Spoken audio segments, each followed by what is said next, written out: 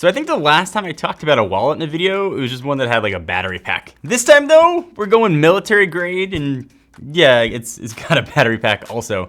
So I've talked in social media, but I've been trying to learn and invest in crypto for the better part of the last like 2 years. And like the market itself, it's been ups and more recently way down. I've tried to share my life experiences on this channel, and I haven't had the best luck. It's also been crazy confusing keeping track of where my money is. I have money in Coinbase, Hit BTC, I've got like 4 different Chrome plugins, all with the same job of keeping my money secure.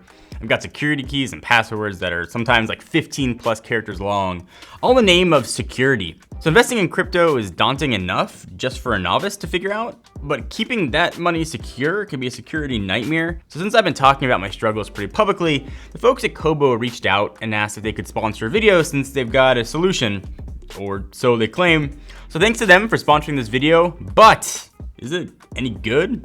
Let's find out.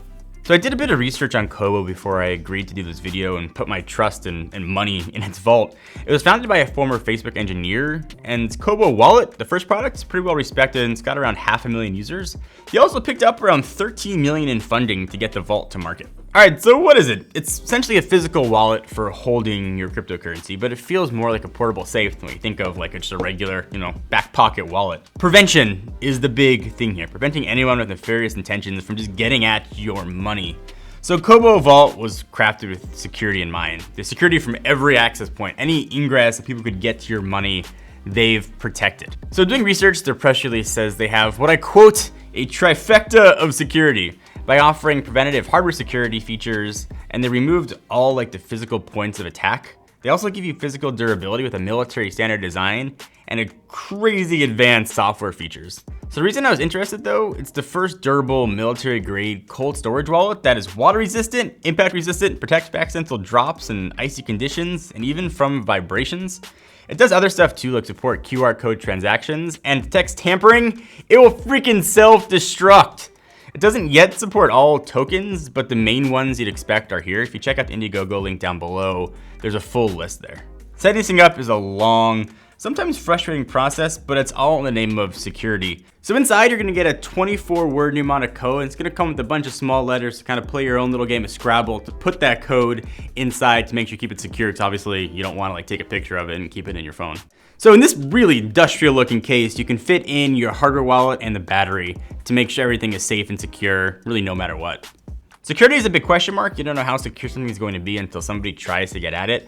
But I will say I feel more secure with something physical than I do having a set of passwords stored in the password manager on my laptop. If that gets hacked or their servers go down and someone can get access to it, all my money is vulnerable. Having something physical that I can control, that I could put in a drawer, I could put in a safe, that I can physically hold in my hand, makes me feel a little bit better about where my money is and keeping my money secure.